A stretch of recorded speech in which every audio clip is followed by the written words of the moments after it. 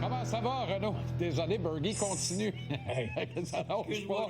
Il continue de me jaser. Pas de problème, mon Bergie. J'attends toujours mon billet rouge. Il attend son rouge, Bergie. Il a enlevé son oreillette. Il savait que c'était toi qui embarquais. Je vais dire quelque chose.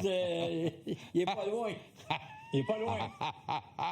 Il est pas loin. C'est sûr qu'il est pas loin. Il l'a dans les poches. Il l'a tout le temps dans les poches. D'ailleurs, le problème, il le laisse tout le temps là. C'est ça, exactement. Le problème, c'est peut-être la présence de mon absence ou l'absence de ma présence. Ah, mais je peux t'arranger ça, moi. Une petite collecte, là, c'est vite fait, bien fait. J'ai juste à aller voir le nettoyeur à sec de Bergie, dire vite dans les poches, voir. Il va me regarder, il va dire non, c'est moi qui fais ça déjà, puis c'est pour moi. C'est ça. On commence avec Patrick. Oui. Parce que, je veux dire, cette scène-là, dites-vous une chose, là, elle a marqué les joueurs des Islanders de New York et de façon, je dirais, très positive. C'est qu'il s'en prend à Mikko Rantanen. Il lui dit, toi, là, quand tu vas revenir à New York, là, tu vas avoir des gros problèmes. Et par la suite, il s'en prend en français à notre bon ami Alain Nasreddine, qui, Alain, avait des reproches à faire à Patrick. Et, tu sais, des fois, là, Jean-Charles, tu sais comment que les saisons sont très longues. Hein? Là, tu as un jeune défenseur qui tombe au combat et c'est sûr que c'est une scène qui n'est pas très, très belle. Pourquoi on ne suspend pas Mikko? C'est qu'on dit qu'il a été poussé, donc il est entré en contact avec un joueur des Islanders, ça a créé donc sa chute. Mais écoute, je fais juste te raconter ce qu'on a raconté, tu comprends? Ça se peut oui, pas. je sais, mais en attendant, c'est pour ça qu'il n'y a pas de suspension. Hey, maintenant, Brandon Gallagher fait ça, Renaud, il est au frais de combien de matchs? Oui, mais encore une fois, c'est quoi, Jean-Charles? Le nom dans le dos, là. Le fameux nom de famille dans le dos, là, compte pour beaucoup dans cette ligue. C'est ça. Il n'y a pas une autre façon de le dire. Nick Cousin a été mis à l'amende hier, 2000 $.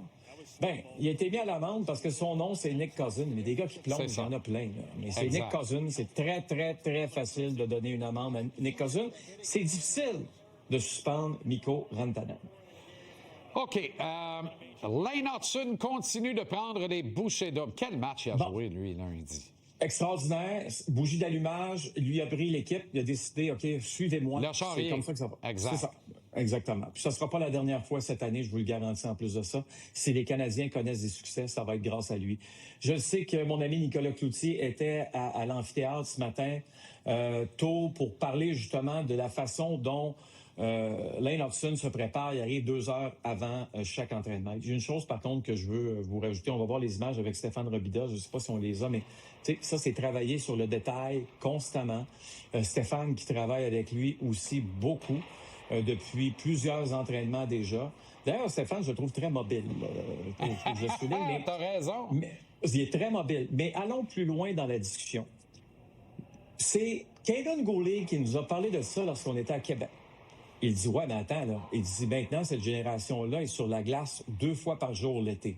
J'ai demandé à Lane Hutson, est-ce que c'est vrai que tu étais sur la glace, pas 1 fois par jour, mais 2 fois par jour?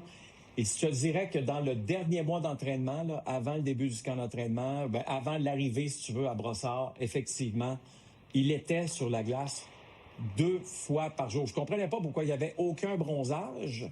J'ai compris par la suite. Imagine-toi, là, avant, là, les sessions des joueurs, c'était le matin sur la glace, l'après-midi, fin de matinée, début d'après-midi dans le gymnase, ta journée de travail était terminée. Lui, c'est matin glace, gymnase, on retourne sur la glace par la suite. C'est impressionnant. Surprenez-vous pas si ce jeune homme-là, je vais le répéter, amasse au moins 1 point par match. Je suis convaincu que dans sa tête, c'est un objectif, mais je pense que l'objectif encore plus important, c'est comment on fait pour aider cette équipe-là qui a besoin maintenant d'encore plus d'attaques en raison des nombreux blessés. Exact. On va parler de Macklin Celebrity, mais juste un 30 secondes sur Mike Matheson avant, Renaud. Oui. Parce que lui, il recherche des solutions encore une fois, là, comme toujours. Et il les cherche beaucoup avec son entraîneur-chef. L'an passé, c'était David Savard, ou les dernières années, je devrais dire, David Savard qui avait les discussions avec Martin Saint-Louis. C'est la beauté d'avoir un coach comme Martin Saint-Louis en passant, c'est que tu peux lui parler, OK? Tu tu peux discuter stratégie avec Martin Saint-Louis. Je suis pas convaincu que Martin Saint-Louis a eu ce luxe-là pendant une grande partie de sa carrière de joueur. Tu comprends?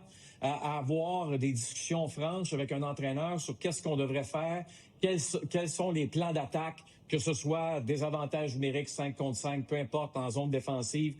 Alors, c'est le fun de voir que ces deux hommes-là se parlent souvent. Et c'est encore plus le fun de voir que Martin Saint-Louis a une ouverture d'esprit qui, je suis convaincu, fait en sorte que ça augmente le niveau de respect qu'on a à son endroit. Très intéressant. On a vu arriver Macklin Celebrini. Personne n'a crié aux joueurs générationnels. Et pourtant, c'est un joueur de hockey extraordinaire et il s'est approché substantiellement d'un record de l'illustre Sidney Crosby. J'ai des frissons. Je le regarde jouer à sa deuxième saison. Écoutez, là, je comprends qu'il joue à des heures très tardives. On en convient tous. Là. Non, mais si vous avez la chance. Oui, mais il va vous réveiller, c'est ça. Hier, il a été sensationnel, mais tu parlais d'un record. Regarde ça ici, là. Écoute bien, là. 20 matchs, OK? Combien de points en 20 matchs pour un joueur qui a 19 ans et moins?